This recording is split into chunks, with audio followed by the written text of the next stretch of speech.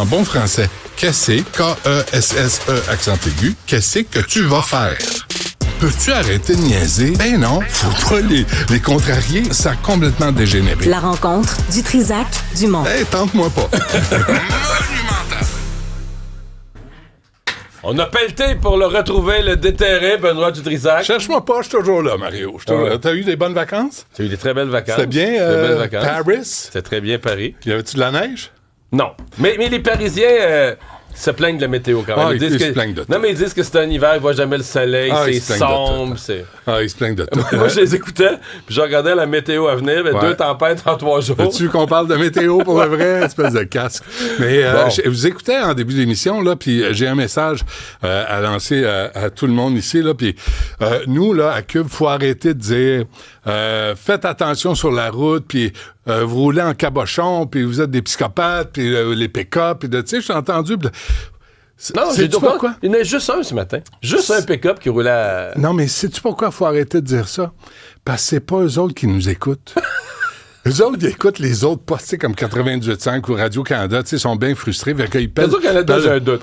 Oh, non. Ah, les frustrés, méfie-toi. Mario, méfie-toi. C'est les pires. Okay. Mais tu sais, les gens qui écoutent Cube, ils savent qu'il y a de la neige, il y a de la glace noire, il faut être prudent, il faut faire attention. Mais là, ça fait dur à Montréal, là. Tu sais... Puis en même temps, où c'est que tu veux la mettre? Ah non, je blâme personne, je constate. Par contre, j'avais Philippe Sabourin la semaine passée, vendredi, puis il dit là, c'est parce que les rues sont plus étroites. Puis je dis, oh, mais c'est vous autres, ça? C'est vous autres qui avez rétréci les rues, comme la rue Saint-Denis. C'est votre prix Nobel, la mairesse Plante, là, qui a décidé ça. Alors, quand il y a une tempête, c'est pire que pire. Les gens n'arrivent pas à passer. Ah non. J'ai fini. Mais les arrondissements, il y a eu la tempête jeudi, les arrondissements qui ont fait 0 ramassage de la neige vendredi et samedi. Antique, Quartier-Ville. Ouais. Ça, c'est pas prix Nobel. C'est Mme Letuyer là, qui a ajouté une piste cyclable sur Henri Bourassa, même s'il y en a une sur Gouin, sur Prieure, sur Soriol. Moi, on m'a dit à l'interne, Mario, entre toi puis moi, là, écoutez pas ça, à l'interne, même le personnel de la mairesse en a plein le dos. Des pistes cyclables. Quand je lui disais c'est une maladie mentale, puis on m'a annoncé que j'avais raison. C'est une maladie mentale. Dans Antique Quartier-Ville, puis elle veut être mairesse de Montréal, Mme Letuyer. On la salue d'ailleurs. Sortez votre Mais donc le ramassage de la neige, vendredi, samedi, 0. Pas important. Hey, le REM marche pas. Le REM marche pas encore. Le REM marche pas, 9,4 milliards. Le REM marche pas. Ça commence à faire souvent cet hiver. Puis là, ce matin, c'est contradictoire parce que Benoît, la ville dit, puis encore là, je juge pas, je pense qu'ils ont raison, amenez pas de nouvelles autos. Si votre employeur n'a pas un stationnement à vous fournir, là, venez pas à Montréal avec l'idée de vous parquer sur le bord de la rue. Ouais. Mais là, le REM, c'est un des moyens pour beaucoup de gens de rentrer à Montréal. Fais comme moi, Mario. On vole. Oui. Ça marche pas, je suis trop lourd, trop gros. Mais là, c'est parce que le REM marche pas et pendant ce temps, les autobus ne traversent plus le pont Champlain. Alors, les gens de la Rive-Sud, ils vont faire quoi? Ils vont prendre leur char, ils vont le mettre où? Je ne sais pas. Ça, c'est le REM. Puis il n'y a personne au REM, là. Comment il s'appelle, M. Arnaud, j'oublie toujours son nom. Bref, le REM ne marche pas. Restez chez vous. Restez chez vous. Ça fait longtemps que je l'ai dit, il n'est plus à Montréal. Là, c'est encore... Ouais, là, c'est plus fort. Tu veux me parler de la SAC? Écoute, t'as vu ça? S'il y en a un qui l'a vu, c'est toi. C'est-à-dire? Augmentation de prix hier. Un dimanche, toi, chose. Les fonctionnaires de la SAQ travaillent le dimanche. On augmente... pour passer en dessous du radar puis être hypocrite, non, il a annoncé officiellement il y a 3 semaines. Là. Non, ça s'applique. J'ai même reçu le PDG en entrevue. Je sais, M. Farcy, qui s'est accordé une augmentation de salaire de 15 % à son arrivée. Tu savais ça, hein? Parce que Mme Dagenet, son salaire, c'était pas assez énorme. 500 000 par année, 465 000, c'est pas assez. Mais un autre 15 %. Mais toute cette gang-là, là, le conseil d'administration... Là, tous ces bons gérants d'estrade, tout ça, là, regardez-les bien, là. Là, l'augmentation va leur payer des primes. Ces gens-là reçoivent des primes pour augmenter. Mais est-ce que les prix à la SAQ augmentent plus, je sais pas, que dans les épiceries ou ailleurs? Mais pourquoi? Mais d'abord, pourquoi ça augmente? Et ça augmente encore le 1er mars. T'as-tu le fin détail de ces augmentations-là? Les raisons précises de ces augmentations-là? Je ne sais pas. Puis c'est pas comme s'il y avait pas de la place pour couper.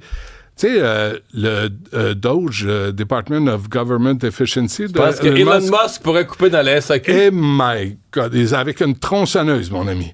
Il y a du gras là-dedans, là. Puis là, pendant ce temps-là, eux autres, ils se coupent rien. Ils augmentent les prix. Ils coupent rien. Ils augmentent les prix. Qui paye, toi puis moi? Ben moi, j'ai décidé de réduire beaucoup ma consommation d'alcool. Si ce n'est que pour faire suer les amis à la SAQ. Parce que là, ça n'a plus d'allure. À chaque année, c'est 2, 3 augmentations. Toi, ça te choque pas? T'es pas offusqué? Toi qui es prêt de tes sous. Oui. C'est parce que toi, c'est la tempête parfaite, là. T'es prêt de tes sous, puis t'aimes le vin. Il me semble que c'est la situation parfaite pour dire, là, ça va faire. On a besoin d'un porte-parole, là, Mario. Tu penses que je serais là? Non, mais écoute... d'abord, c'est des augmentations. Est-ce que c'est justifié? Je comprends que présentement, avec le dollar à 68, 69, 70 sous... Mais ils font quoi pour baisser leurs coûts, eux autres? Pour baisser leurs frais? Pour baisser leurs dépenses? Ils font quoi? Les gens là, qu'on vient de voir, ils coupent les surnuméraires, ils coupent les employés, ils coupent les employés au bas de l'échelle. Fait que nous, on paye plus, on a moins de services. Regarde. Juste une parenthèse, tu étais absent avec madame à Paris, la ville des amoureux. Puis, êtes-vous allé pour la Saint-Valentin? Non. On est allé parce que c'était ma semaine de vacances. OK, ça donne le Mais on a fêté la Saint-Valentin dans un très beau restaurant. Ah oui? Comment ça a été? C'était très bien. Tu sais, des fois, il y a des couples qui chicanent, hein? Non, c'est pas produit. Okay, pas du tout. Fait. Vous entendez bien? On se chicane, mais pas le jour de la Saint-Valentin. Ça va-tu? Garde ça pour demain. Puis la question d'après, j'y réponds déjà pas, là. OK, c'est correct. Il y a des gens intéressés. J'ai reçu Mme Isabelle Gélina, la directrice du Centre de services scolaires de Montréal. Et ça sort dans la presse aujourd'hui. Ça a passé en dessous du radar un petit peu, mais à un moment donné, je dis, attendez, les 11 enseignants, là, les crinqués islamistes, là, qui disaient aux petites filles, tu peux jouer au soccer. Les petites filles n'ont pas les mêmes droits que les petits gars. Puis on va parler en arabe. Puis qui ne voulaient pas qu'une femme vienne vérifier ce que le bonhomme enseignait dans la classe. Ils sont encore payés. Mais ils sont suspendus et payés. Puis ça va durer longtemps. Mais ben, je suis atterré, hautement surpris, mais pas de ça. Je suis surpris que les gens soient surpris. Même le journaliste de la presse qui présente ça comme une surprise, mais ces gens vivent-ils au Québec? C'est ça le Québec? Non, mais je veux dire, pour vrai, là, on sait c'est quoi la convention collective, on sait c'est quoi la protection. Congédier un prof de cégep, donc qui fait pas du tout sa job, là, ça prend 5 ans. Faut que le conseil donne des démarches judiciaires, ça prend 5 ans. Mais là, on le sait, là. Et là, c'est des enseignants, on le sait. Ben, il y a une enquête en cours, l'enquête va durer des mois. Alors, pourquoi ne pas suspendre le salaire le temps de l'enquête? Puis si, mon ami, on trouve qu'on s'est trompé, ben c'est ça l'affaire. Mais à un moment donné, c'est... Tu penses qu'on connaît pas notre Québec, là? Non, parce que moi, je suis surpris de la surprise. On aspire moi, à mettons, mieux. tu m'avais posé la question, je t'aurais dit, c'est évident que oui. Tu m'avais dit tout ce qu'il y a là-dedans, je t'aurais dit, c'est évident que l'enquête va être longue, c'est évident qu'ils vont être payés durant le temps de l'enquête. Je t'aurais dit, c'est ça, là. C'est sûr que c'est ça. T'as le cœur plus dur que moi. Mais je me dis... Non, mais je suis loin de te dire que je suis d'accord avec tout ça. Je te dis, moi, je connais mon Québec. Pour le meilleur et pour le pire, je sais comment ça marche. Ça, c'est l'aspect... C'est drôle parce qu'Isabelle, tantôt, me demandait, es-tu syndicaliste, toi? Elle me demande ça, tu sais, comme un bec quand elle veut. Oui. Mais toi, tu te méfies de toi parce que tu pognes les gens de météo de front, là. Ah ouais, non, eux autres, là, ils ont besoin de faire leur travail. C'est sûr qu'elle te regarde d'un œil circonspect. Circonspect, avec raison. Écoute, faites votre job, puis... mais ça, c'est pas du syndicalisme qui était prévu. C'était pour prévoir les travailleurs des droits fondamentaux. Mais là, tu as 11 enseignants. On le sait qu'ils ont essayé d'endoctriner des enfants. On le sait qu'ils ont intimidé la direction de l'école Bedford. On le sait. Il y a des témoins. Il y a des témoignages. Tu penses pas que la FAE va les défendre? J'espère. Avec leur avocat vedette, qui est à nouveau pour exprimer ses opinions profondes et légèrement instables. Je pense que la FAE va les défendre. J'espère bien. Juste un mot, j'écoutais ton ami Mark Carney. à ton autre ami Rosemary Barton de CBC.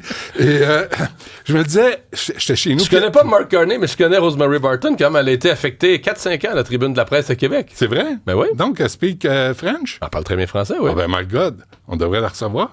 Ben là, Toi au moins, hein? On l'admire tellement. Mark Carney, hier, le banquier qui est là, puis Barton a posé une bonne question, mais il a jamais géré un ministère, des sous-ministres, des fonctionnaires, il n'a jamais géré ça. Et lui, il disait, j'ai été sur des CA principalement philanthropiques pour donner de l'argent, pour être généreux avec l'argent des autres. Lui, il connaît ça. Banquier, concept. Fait que là, tu as un banquier qui n'a jamais fait la job de sa vie à un moment où on vit une crise sérieuse au Canada, que ce soit commercial, que ce soit financier. Mais lui, accuse Poilievre de jamais avoir travaillé, d'avoir jamais eu une vraie job parce qu'il a toujours été en politique. Poilievre a été élu en 2004, à l'âge de 25 ans.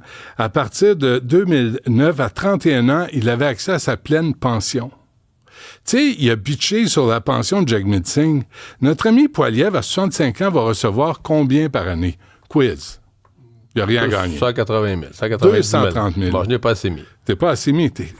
Ton argent. Tu pingres. Mais là, Jagmeet Singh, combien? 66 000 à 65 ans. Il était là moins beaucoup longtemps. moins. Mais qui faisait de la publicité sur l'autre pour dire « Ah, il veut pas d'élection, il veut sa pension. » Non, c'est parce qu'il l'avait pas encore. Il avait besoin de quelques semaines de plus. Mais là, 66 000, comment tu payes ta Maserati si t'as pas ta pension? Puis tes Rolex, puis tes habits à 2000 $. Mais des Rolex, t'exagères ça. C'est juste une par élection gagnée. Ah oui? Non, mais à t'écouter, ça dirait que c'est plus... Il y en a deux. C'est 2 ou 3? 3? Qui dit mieux? Non, mais... 3. Non, mais... Faudrait qu'il a gagné... Non, c'est peut-être 2. Mais il a juste fait ça de la politique dans la vie. À un moment donné, il n'y a pas de job, il n'y a pas eu de job. Tu sais, il a été élu à 25 ans. Tu le sais, toi, à un moment donné, il faut que tu sortes de la politique. Il faut que tu sortes de la politique pour savoir ce qui se passe dans la vie. Puis mais là, finalement, ils sont pas bons, toi et deux, M. Carney. Ben non, on n'est pas avec ça. On va faire quoi? Ben, on va être Jagmeet Singh. Troisième Rolex. Quoi? Ah, je m'attendais pas à ça. Je pensais que tu allais dire... Mais tu sais, il faut qu'on finisse là-dessus. Ouais, tu sais, moi, je suis vraiment niaiseux. Puis, ouais, tu sais, quand l'histoire de la Rolex a sorti, là, ouais. puis ce que je te dis, c'est vrai, je suis sincère. Moi, dans ma tête, je me disais, c'est une montre chère, ça va être une montre à 1000$, c'est pas 1500$. Je voyais ça comme une montre. Devant ma tête, une montre vraiment très, très chère. Ouais. Puis là, quelqu'un est venu me voir et dit, Mario, t'as aucune idée c'est quoi une Rolex? Il me montait des prix, là, tu sais, 10 000, 16 000, 22 000. C'est OK. Mais tu sais, sérieusement, c'est cher pour une montre. Mais sérieusement, là, t'as 2 enfants, t'as un salaire d'élu, t'as une voiture de luxe, t'as des habits de luxe. Comment, moi, excuse-moi là, mais il y a quelques politiciens comme ça. Qui ont de l'argent de famille, là. Non, mais j'arrive pas à faire le calcul. Il y a eu une carrière d'avocat avant, il y a de l'argent de famille, je sais pas. Il y en a collé. Mais tu sais, moi, je suis comme toi, une Rolex à 16 000 $, je considère même pas ça. C'est même pas dans mes fantasmes. J'en ai rien à cirer. Parce que je viens d'une famille de cassés, moi aussi. Tu sais, puis la valeur de l'argent, c'est essentiel. Puis là, lui, il se paye des... Puis après, il prétend parler au nom des travailleurs. Les pauvres. C'est pauvre. Bonne journée, Benoît. On refait ça demain? On fait ça demain. Ouais. On va pelleter, là.